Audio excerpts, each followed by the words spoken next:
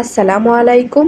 আজকে আমি আপনাদের সাথে শেয়ার করব মাত্র 1 কাপ গুঁড়া দুধ দিয়ে 1 কেজি বেবি সুইট মিষ্টি। কোনো রকম ফুড কালার ছাড়াই এই মিষ্টিটি তৈরি করে নিতে পারবেন খুব সহজে। আমি এই রেসিপিতে স্টেপ বাই স্টেপ আপনাদেরকে বুঝিয়ে দেব। মিষ্টিগুলো একদম নরম তুলতুলে হবে, আপনারা দেখেই বুঝতে পারছেন কতটা নরম ও তুলতুলে। ভেতরে কিন্তু একদম রসে ভর্তি। এই বেবি সুইট মিষ্টি তৈরি করার জন্য অবশ্যই পুরো রেসিপিটি দেখবেন। তাহলে চলুন দেখে নেই।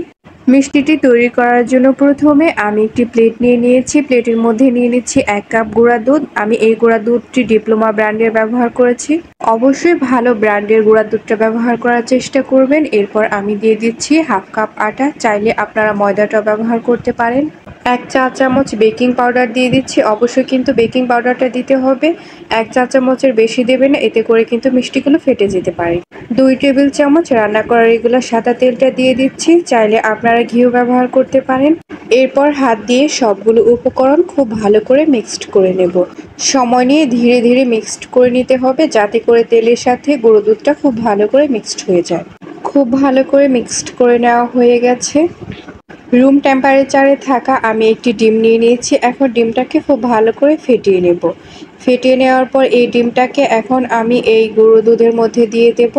যদি বড় সাইজের ডিম থাকে তাহলে একটি ডিমেই হয়ে যাবে, আর যদি একটি ডিমে না হয় তাহলে কিন্তু আপনারা হালকা কুসুম গরম দুধ দিয়েও ডোটা তৈরি করে নিতে পারেন।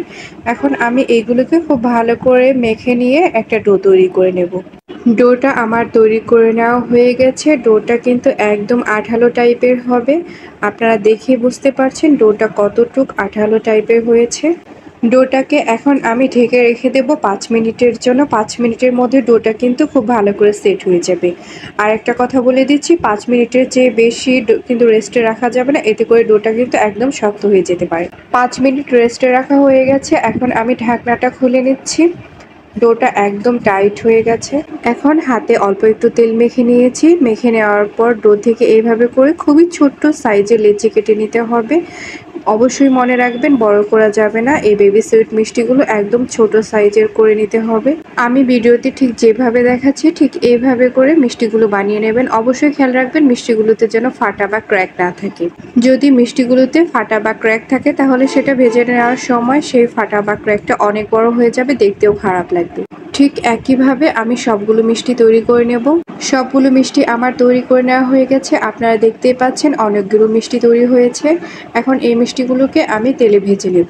মিষ্টিগুলোকে ভেজে নেওয়ার জন্য আমি কড়াইতে পরিমাণ মতো তেল নিয়েছি। এখন তেলটাকে কিন্তু খুব বেশি গরম করা যাবে না, হালকা গরম তেলে মিষ্টিগুলোকে দিয়ে দিতে হবে। আমি তেলটাকে হালকা গরম করে নিয়েছি। এখন এই তেলের মধ্যে আমি অর্ধেকটা মিষ্টি দিয়ে দেব, বাকি মিষ্টিটা আমি পরে ভেজে নেব। এই অর্ধেকটা মিষ্টি আমি সাদা কালার করব, আর পরের মিষ্টিটা আমি কালো জাম কালার করব। এই সময় চুলার আঁচটা কিন্তু একদম লো হিটে রাখতে হবে। লো হিটে করে এই মিষ্টিগুলোকে ভেজে নিতে হবে।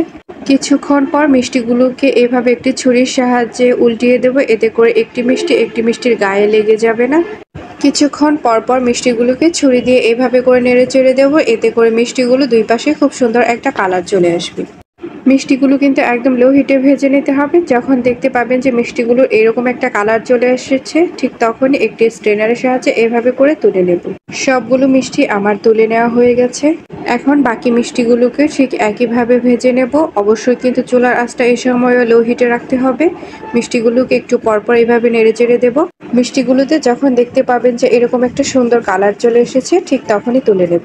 মিষ্টিগুলোকে এখন আমি চিনি শিরাতে দেওয়ার জন্য আমি এখানে চিনি শিরাটা তৈরি করে নেব। শিরাটা তৈরি করার জন্য প্যানে আমি এখন দিয়ে দিচ্ছি 1 কাপ চিনি। 1 কাপ চিনির জন্য আমি এখানে ব্যবহার করছি 2 কাপ পানি। অবশ্যই কিন্তু পানির পরিমাণটা একটু বেশি করে দিতে হবে। এখন একটি স্প্যাচুলার সাহায্যে চিনিটাকে পানির সাথে খুব ভালো করে মিক্সড করে দেব। মিক্সড করা হয়ে গেলে চিনিটাকে একবার খুব ভালো করে জাল করে নেব। চিনিটাকে কিন্তু একবারে বেশি জাল করা যাবে না, বেশি ঘন হয়ে গেলে কিন্তু শিরাটা মিষ্টির মধ্যে ঢুকবে না। মিষ্টিগুলো চিনি শিরাতে দেওয়ার আগে অবশ্যই দেখবেন মিষ্টিগুলো একদম গরম কিনা। একদম গরম মিষ্টিগুলো দিলে কিন্তু এই মিষ্টিগুলো চুপসে যাবে। এখন ঢাকনা দিয়ে দেব। ঢাকনা দিয়ে মিষ্টিগুলোকে একদম 5 মিনিটের মতো একদম হাই হিটে জাল করে নেব। 5 মিনিটের বেশি কিন্তু জাল করা যাবে না। 5 মিনিট হয়ে গেছে। এখন ঢাকনাটা খুলে নিচ্ছি। আমি চুলাটা অফ করে দিয়েছি। এখন এই মিষ্টিগুলোকে 1 ঘন্টার জন্য একদম রেস্টে রেখে দেব। ১ ঘন্টা পর আমি এই মিষ্টিগুলোকে একটি সার্ভিং ট্রেতে নিয়ে নিয়েছি। এখন মিষ্টিগুলো আপনারা দেখতেই পাচ্ছেন কতটা নরম তুলতুলে হয়েছে, একদম সফট হয়েছে। যদি আমার এই বেবি সুইট মিষ্টিটি আপনাদের ভালো লাগে তাহলে অবশ্যই লাইক, কমেন্ট এবং শেয়ার করবেন। ইউটিউব থেকে দেখে থাকলে কিন্তু সাবস্ক্রাইব করবেন। আর ফেসবুক পেজ থেকে দেখে থাকলে কিন্তু ফলো করবেন। আর আমার এই ভিডিওটি দেখার জন্য সবাইকে অনেক অনেক ধন্যবাদ।